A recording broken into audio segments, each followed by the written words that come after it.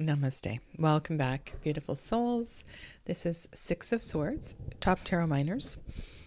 And I have a lot of cards on the table today. So this is an opportunity for you to really reflect on this card, this central decan of Aquarius, the center of the Tree of Life. It is our third number 6 card. It's just full of confusion, I think. The 6, the 7, the 8 of Swords, these are not easy cards to find relative meaning in. And I feel that with many of these cards, we are so quick to jump to little white book meanings. And we would really all benefit from a nice slow reflection such as this one. So let's begin. And I've pulled out some guidebooks that I have not pulled out in a very long time. And this, I think this is going to be a bit of a long one, but let's do this. We'll see how it goes. Like I said, this guy, I haven't pulled out many of these guidebooks for a long time. This is the Enchanted Tarot, Amy Zerner and Monty Farber. This is a very old deck, a beautiful fabric collage deck. And I want to zoom in on the boat. And when I first picked up this card this morning, I was thinking about a journey where one person may be injured. And we take the journey anyway because it is safer to travel with this injury than to stay where we were. And I don't know quite what made me think of that, but I want to read you the description here from the creators. Moving away from turbulent seas, a small boat sails into calmer waters. Its tired passengers seem to be arriving at a safe haven. Their bodies relaxed after their great effort, and they can now look back on their struggle, knowing that the experience has made them stronger and wiser. The drooping sail suggests that they may have had too much mental stimulation, symbolized by a great wind, too great to be of use to their journey. In the sky to the right, there is a remnant of storm clouds. To the left, the sky is radiant blue. Above them, the rainbow shines, touching the clouds with rosiness and springing its promise of new tomorrow. The flying bird carries a message of approaching comfort, for a new land is near. This dream journey is a rite of passage. It may not have been of physical nature, but could very well have been mental travel away from the limiting thoughts to the more productive thoughts, born of a calm mind. The difficulties of this trip could not have been avoided. They had to be faced and dealt with before life could proceed in a fulfilling way.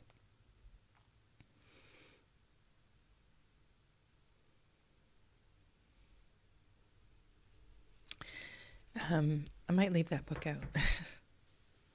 I like the way the next sections, there's a section called The Awakening and then The Enchantment. I want to remember that 6s, as I mentioned, are center of the Tree of Life. 6s are geometrically symbolic of the hexagram, union of masculine and feminine, lunar and solar energies, symbolic of the heart chakra. So all of the 6s have this sense of heart, beauty, peace. There's a sense of calm. So regardless of the suit, we are coming to the center. And even without knowing a thing about the Tree of Life, if I say this is on the central pillar, can you imagine what being centered means? Being centered, and also centered in the body, centered in the physical body. So not only is it centered, it's protected. It's protected by the rib cage. It's protected by outer layers of the body. So we are safe here. We are safe in all of the sixes. And in this one, this is air. So it's kind of interesting card, because when I think of the heart being protected in the center of the body, I think of the lungs and the rib cage, the suit of air, how important breath is here. I don't know, it's kind of could be quite a lofty card if you let it be.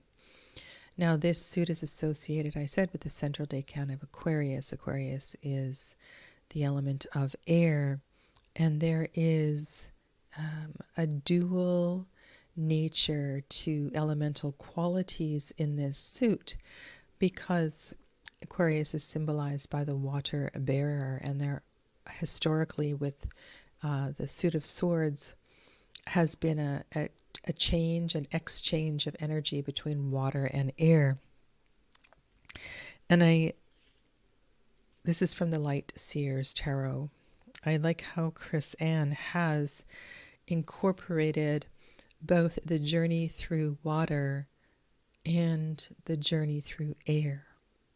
So when I think of that, I think about spaceships and boats that journey through water. And the metaphor of the ship is so powerful. So I like that incorporation of both the celestial element as well as the earthly element. Now in the Crowley Thoth Tarot, the keyword for this card is science. And I need to go back to my book M. I'm not sure if it's called science there. This is not the Crowley Tarot. This is the Tabula Mundi that you see here.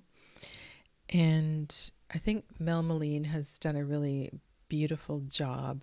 I love her incorporation of symbols through the connecting majors and minors. It really does help with understanding of this card. It's really beautiful. I didn't mention this is a Mercury decan. So Mercury does very well in with the element of air. So we have a lot of positive qualities here. Central pillar, heart, Mercury in with the element of air. So we can't go too wrong here. But I think we do need to acknowledge the sheer number of swords we've crossed from the 5, right? So we're beginning to acquire a lot of swords. The mind is becoming busier and busier, and the danger now is of becoming obsessed with intellect, obsessed with facts and figures and the mind. So why science? Why science? Well, it is through precision and research that we discover new things. And I'm going to read you a little bit from Mel's words here. And it's so interesting how diverse the 6 and the 7 of Swords energy is. It really is a challenging suit once we go below the 6. All right, so the Lord of Science. Mentioned it's already the fixed decan, middle decan of Aquarius, ruled by Mercury.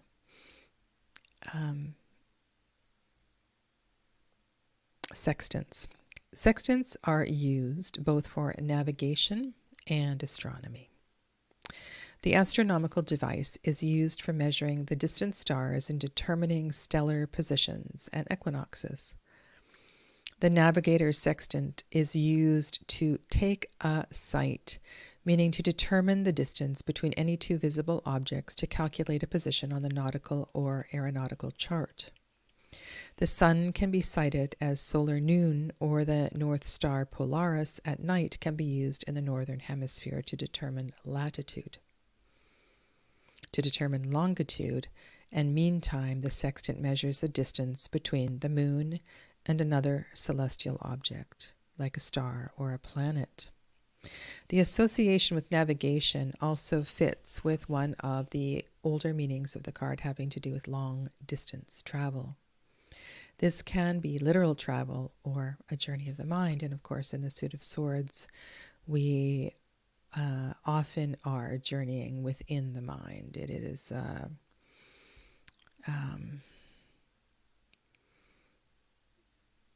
especially when we get to the Gemini cards, right? It gets very, very, very full. And so here we have a sense of clarity to some point, and at least we have some tools to help with the navigation. At the bottom of the card, the Six of Swords forms the arms of an orrery. An orrery is a form of planetarium. It is a mechanical model of our solar system, usually heliocentric, used to predict and illustrate the positions of the planets. It is a sort of mechanical clock with the planets at the hands. Here, the hands of the clock are the 6 swords, each sword propelling one of the 6 planets around the central sun of Tiferet. In this card is all the beauty, the intellect, in the highest form of consciousness. According to Crowley, it is intelligence which has won the goal. The general rulers of the sign Aquarius are Saturn and Uranus. Saturn gives discipline and Uranus gives innovation and genius. The majesty of the balanced and disciplined human mind results in the brilliant discoveries of science. The success inherent in this card is earned and comes after effort. Set your course for the stars, and through the journey discover the beauties of the inventive intellect. So this journey that is portrayed in this card is,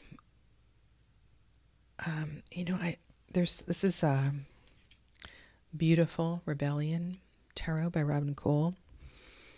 And I think about the choices that are made to leave family behind, whether the person in this boat, likely the father figure, is going to war, or he is a merchant and he's crossing the ocean. The woman knows he may never return. But this difficult, the reflection here is one of, there's a concerted effort behind it. Could he have stayed and won an occupation in another way? I really feel in this card a processing from the Five of Swords. There have been some difficult challenges and decisions that you have made and now carry forward with consequence. And we don't often see in the Six of Swords those that are left behind. And I want to share with you a quote from Robin Cole's guidebook. It is by Dave Mustaine. Moving on is a simple thing. What it leaves behind is hard. So what if this were a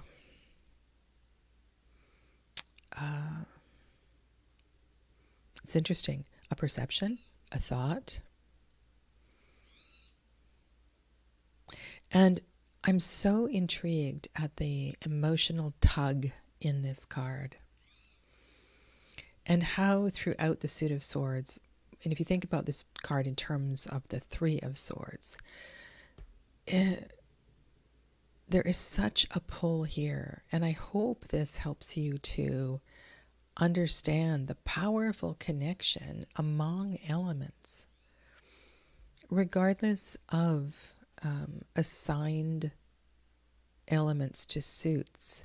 There are deeper layers that are woven in the tarot, and regardless of whether this particular system or that particular system assigns water to swords or water to cups, I think when you begin to deepen your study of tarot, you start to understand that it's all there. It's always all there.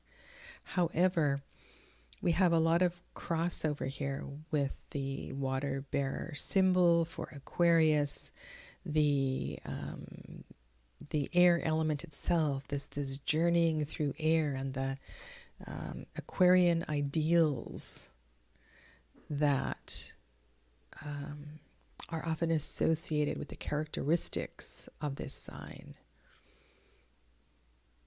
And so here we truly believe in our hearts we are striving for something better. And I think the danger here is getting lost in the intellect as we begin to acquire swords, as we acquire more knowledge. Okay, there's so many beautiful cards here today on the table. So this one is Tarot of Echoes, which hopefully will be mass market soon, Anatorian. This particular one, now, I'm a little confused because when I actually look at the point of the boat, the bow, I think the person in the background is back paddling. They have to be.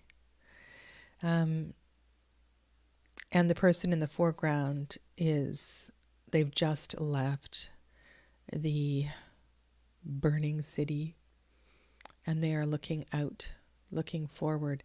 But this is a super emotional card, and you can feel the Five of Swords energy in the background. And of course, it looks a lot like a Five of Wands too. So again, that is a case for really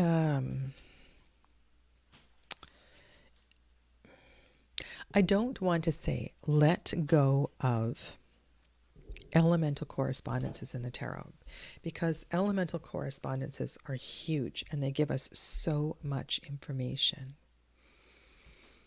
But when energies among elements get mixed and more complex, rather than let that confuse you, let it broaden your interpretation. Let it make your interpretation more expansive.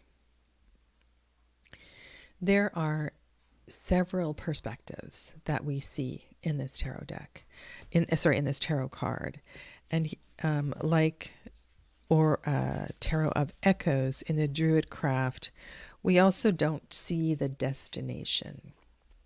We see the heat that is in the background, right? The energy that they have come from. And it's so interesting that the water is green, because that can be, green is often associated with the earth, with Venus. Here, it can feel a little murky. So you might find something in that. The water is heavily featured in this card. This is the Le Tarot au Ramour étrange, Tarot of the Strange Branches, Tarot of the Strange Antlers. And here, I really love that word cauldron, and I've shared this so many times. There's a couple of cards that do this. I think there's a Knight of Cups or something that has a similar image in a tarot deck that I have. Can't tell you which one right now. But here the figure is walking into the depths of the water. It is dark. It is unknown, but there's a trust in the magic of the healing powers of the water. the energy of the crown builds connection to spirit. And so also in this card, we have this connection between the qualities of water and the qualities of air that connect us to intuition, that connect us to clear sight. And I think ultimately in the Suit of Swords, we are looking for clear sight rather than overly relying on our intellect. So the message here is journey on. Move through the unknown, through the obstacles. You are supported by spirit. You are on the middle path. Now, you may not know that at this time and in your circumstance, but drawing this card is, it's very spiritual. It's very spiritual, and it will hopefully reassure. While Julie Kuchia Watts,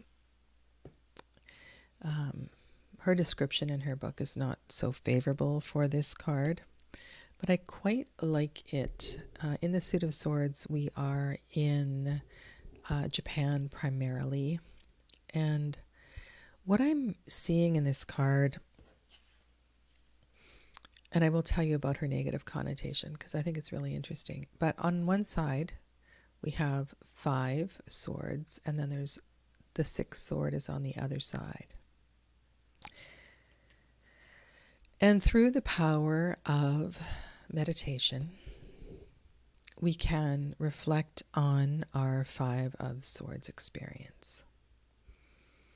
We can find the treasure. We can find the lesson. We can find the peace, so that we can pare it down to the essential message of the Ace of Swords. And in the background, there is a person in a ship. There's a lot of beauty in this card as well, too, that really connects for me to the 6th Sephira. The sun is there as well, too, connecting to the 6th Sephira. But Julie mentions ulterior motive, that this prayer or this incantation, this intention that the figure is creating could have ulterior motives. They could be incanting a malevolent, right, like a curse for their enemy. That we shouldn't be working in the background in this way. However, if I hadn't read the guidebook, I wouldn't have picked up on this. I really like the 1 versus the 5 and the processing of what happened in the 5 of Swords. Okay. This one is from Lily Black by Celia Melville. And the thing that really captures my eye, and I know there's quite a few cards that have been done like this, so various numbered cards, is the green light on the doorway. And there's something in the Lily Black Tarot that you don't capture in the Lily White Tarot. They are not identical. It's not just one is white and one is black. One is day and one is night. It's not quite that at all. With the coloring, certain features become emphasized. And so here there's a magical energy or a mysterious energy, maybe for some people that is quite scary, what might be through that portal. But I think that also brings up questions about fear, about the journey, about the process of the 6 of Swords, And so I love little things like that in cards that add layers and add questions. This is from the Wildwood Tarot. This one is the suit of swords in this deck is just beautiful. This is, sorry, I'm drawing a blank here, Fyodor Pavlov Tarot. This is Sasarai Bito. So let me talk a little bit about these cards. There is only one figure in the boat, which we have seen in some other cards, including this one. And Light's Ears. Saying that you can navigate, you have the ability to navigate on your own. You are strong, you are focused. It's a really powerful card when it's just you navigating through all of these, with all of these swords.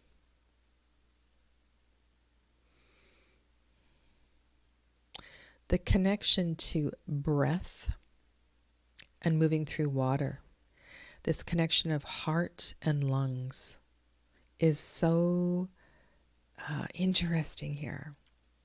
And I know in Chinese medicine it's seen a little different, but in chakra psychology, it's all interwoven and connected. And this Six of Swords in the Sasarai Bito Tarot has been a favorite card since I first cracked open that deck. That breath of fresh air through navigating the water. So if we are able to journey through our water, eventually we will come up for a breath. And that Six of Swords, feeling like a breath of fresh air, I think is, this is one of the very best cards in that deck.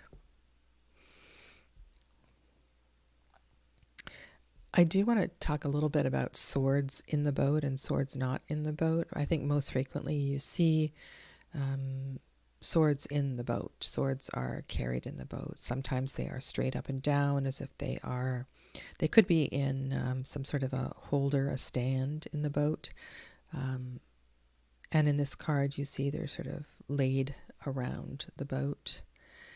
And again, we have a solo person steering the boat, a solo person navigating. Love the color red in this deck. It just, in this suit, it feels like an empowering color to move through the challenges here. And I just thought about this. So that passageway is quite narrow, isn't it? I think so. Aquarius, ruled by Saturn, that fits beautifully. That we are. Do you remember what I read from Mel Meline from her book? She talked about how Saturn brings discipline and Uranus brings innovation. And Saturn also brings restrictions and asks us to pass through difficult tasks and tests.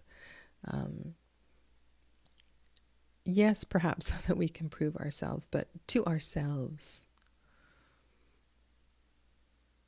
And in going through that passageway, it is likely that the figure will need to drop some of those swords.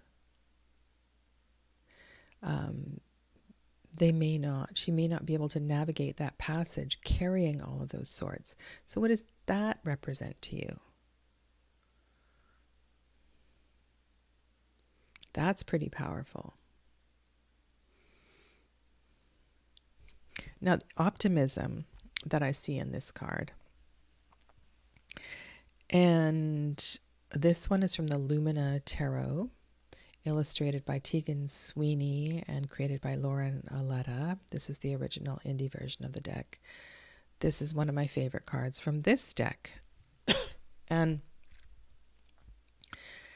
I think it's just so clever. Now, I hadn't thought about being on a river and looking up to the stars, but that's certainly a possibility. But it's the hope, the connection here to the star card in Aquarius, and navigating through our celestial journey. Keep moving forward. We're going to need to move through the darkness of that forest to get where we're going. But there is something drawing us. There is light. There is positive energy. It's a real. I love the art in that card.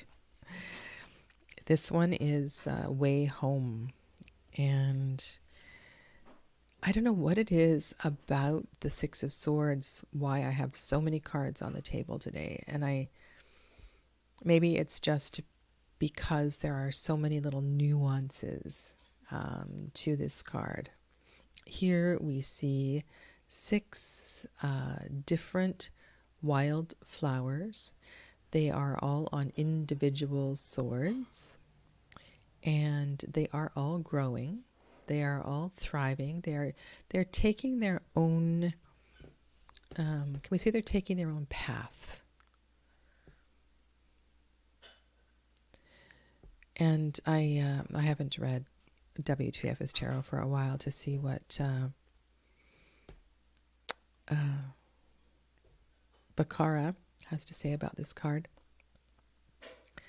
But there's something here about focus and insight. There's a focus, I think, indicated in this card as well, too. The courage it takes to travel one's own path, to follow one's own path. There's a commitment. There's a commitment of the heart. There's a courage that comes from the heart, yes, from the gut as well, too. But there's something about that focus on individual path that feels important to this card. And I think this is a precursor to the Seven of Swords.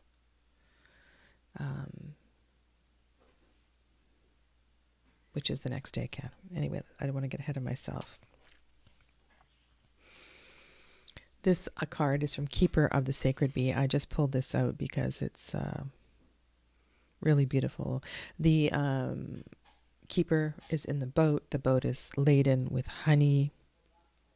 There is a clover, a fully bloomed clover in the sky, mimicking firework.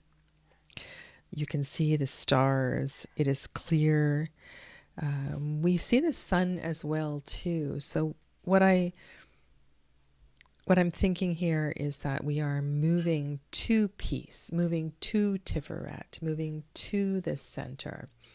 And I know that Kelly Burton in Journey of the Sacred Bee really made a concerted effort to include as many Golden Dawn correspondences as possible, and she's quite versed in all of that. So when in her decks, you can certainly lean on that kind of a correspondence to bring a layer of meaning. And I think honey is such a beautiful, this whole deck has bees and honey.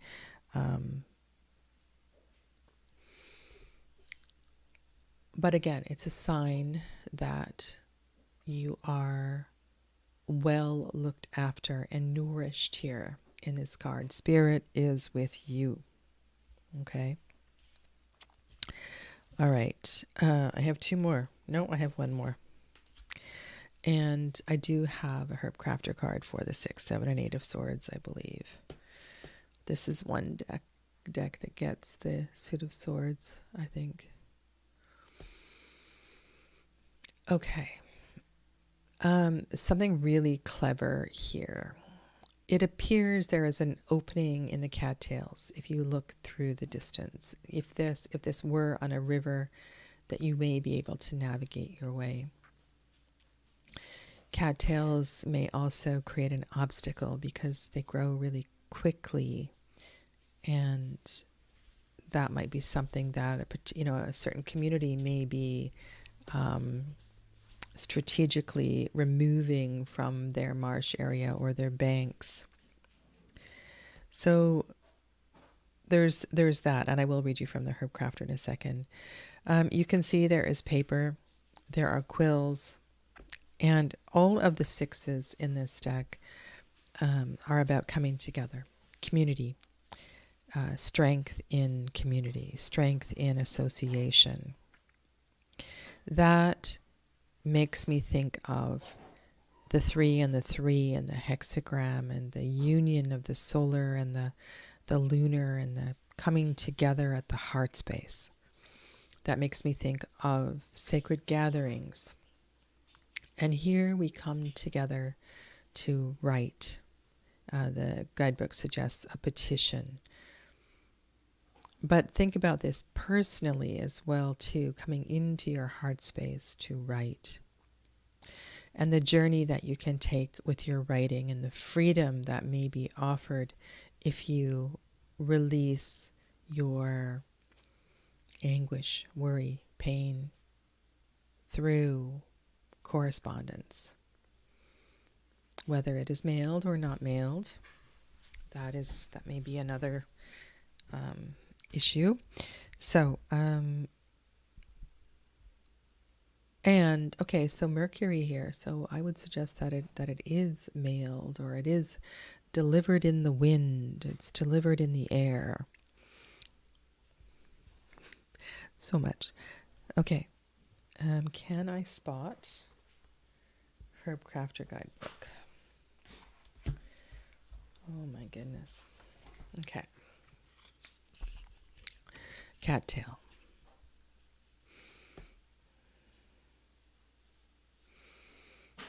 Crow, owl, and heron feathers are gathered in glasses. A jar of walnut ink is open, ready to document devotions.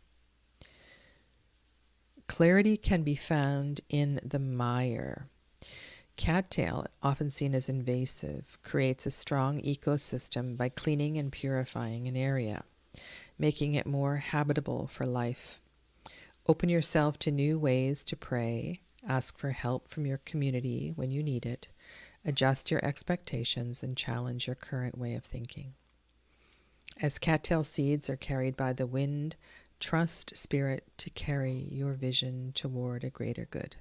Cattail is sometimes called the supermarket of the wild for its many uses as food, shelter, clothing, fuel, and medicine. Be the resource of the spirit. Look for myriad ways to be of service to the need of others.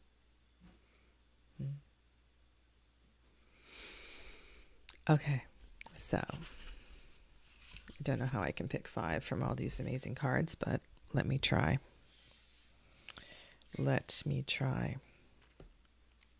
And I will list all of these decks afterwards in the description below.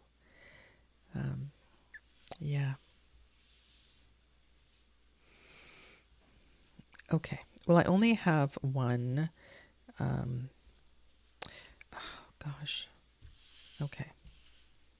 I was going to say I only have one Thoth-based card, which is this one. I think I'm going to start with these 3 and then add 2 more.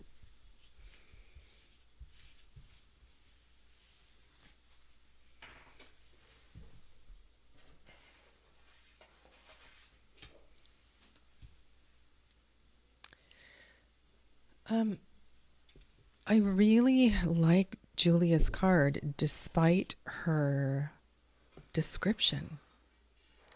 I think there is a lot going on in this card that's really kind of powerful. So I want to include it. Okay.